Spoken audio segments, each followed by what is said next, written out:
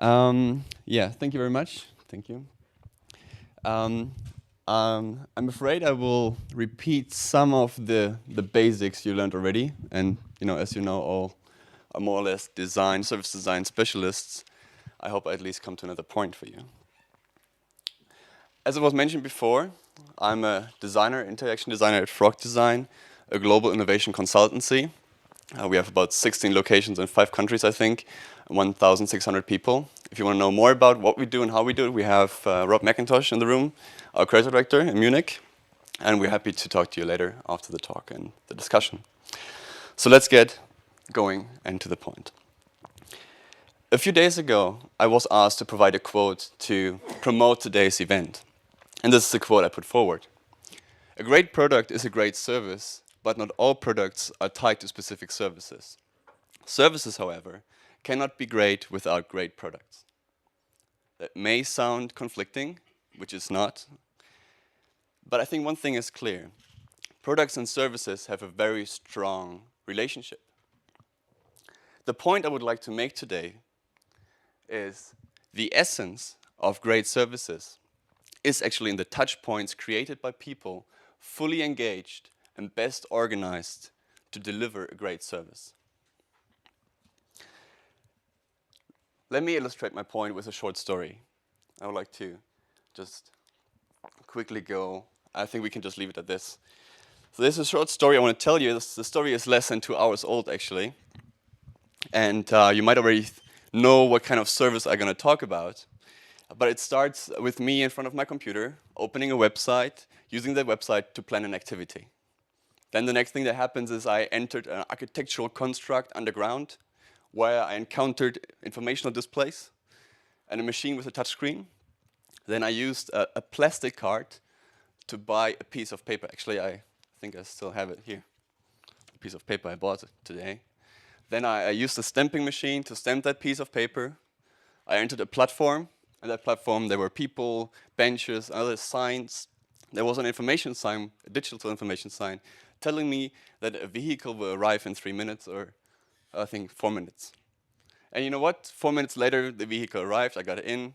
There were other people, and benches were actually very crowded. I had to actually change in between. I had to change between one vehicle and another vehicle, so I used another platform to get from A to B. There were signs telling me where to go. I used another vehicle, and as you can see, I'm here. So we can go back to the presentation. Thank you.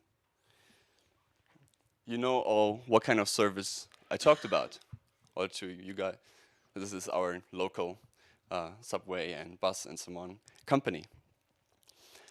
But what I told you about and what I showed you is not the service. I told you about the interactions I had with digital and physical products, with spaces. Because this service is invisible, as we heard before, so are all the other services that are actually needed to make this one service happening. And all the services I just used to tell you about that service, right?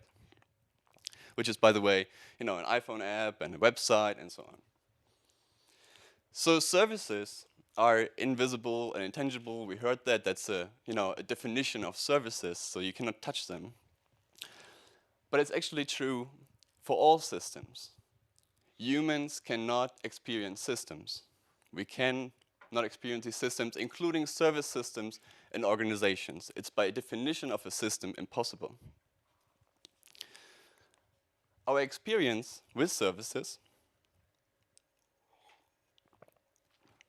is, as I said, based on our interactions with touch points, with interfaces of that service. As you can see here, the circles along the line. And these can be, again, they can be products, physical, digital, they can be people, spaces, or a combination of all of these. And I think it's almost a no-brainer to understand that the better these touch points and the services are cleverly designed for each other, the higher the value on the whole, and the better the user experience. So the question becomes, how can we do this? How can we be this clever? One idea we also already heard about is that we list all the activities that a user does over time, in this case, a shopping experience. And we have here, for example, a promotion, so it's for maybe a commercial, people learning about something, then product discovery, so you understand what kind of features the product has, product presentation, probably in a shop, the shopping cart, digital or physical, the checkouts, the buying process, and then when you own the product or the thing, there's maybe support, repair, and so on. And we call that the customer journey. Once we have that, we can then go forward and design products, touch points for each of these activities, for the specific activities in each of these steps. And when we have that, we can define what the organization has to deliver to make those touch points real. And that's what we call a service blueprint, or what service designers call a service blueprint. But this is just a framework. This is just a model, and it's a very simplistic model. The reality looks very different. In reality, we are dealing with ecosystems, right? Like this multi-touchpoint shopping experience or multi-channel shopping experience. Here we have the website, email, mobile, store, call center, paper, you call it. And in these, the customers create their own journeys across platforms. They jump from one channel to another, connecting the touch points as they like and as they see fit. Once we acknowledge this complexity, we have to agree, and it becomes clear, that we cannot design or control the experience in such an ecosystem. Because again, people, including designers, and there are designers, don't feel systems. The very best we can do as humans is maybe experience a path through a system, and even that is very difficult. So, as Richard Buchanan says, it's a really good idea to start small with the pathways of individual experiences, and then over time, slowly knit them together to sustainable interactions. To create those pathways, and then to bring them together, organizations have to engage their employees, because that's what organizations are. They are employees, and those employees are producing the touch point and delivering the experience that people have. If this is true, then the question becomes, what does it take to engage people? I very much like the idea that you can think of every function in a company as a service, and thereby you can think of every company as a service provider. This, by the way, is just a very simplistic model again, not intending to represent the future, the reality. Now, if you have innovation initiatives with the stars here marked, and consumer focus, the two figures, sporadic and disconnected within an organization, the service as a whole suffers.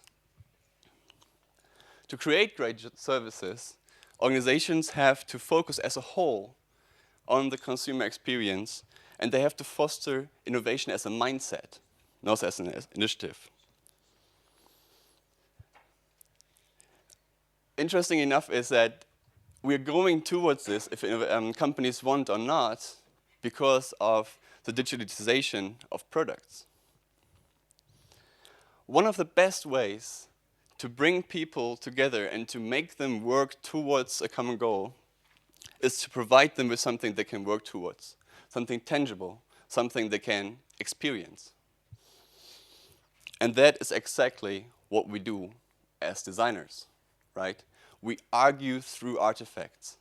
We create things people and organizations can experience, things they can focus and align on, things that themselves focus 100% on the user experience. And by doing that and sharing the process with our clients, we're actually demonstrating a better way to do things. And that is, I think, how we influence companies and how we do service design or design services. So the question, is designing services the future of design? Looking at all the projects that we do today at Frog, for example, you always have a service component, you always have a service dimension. I would say designing services is the presence of design. Thank you very much.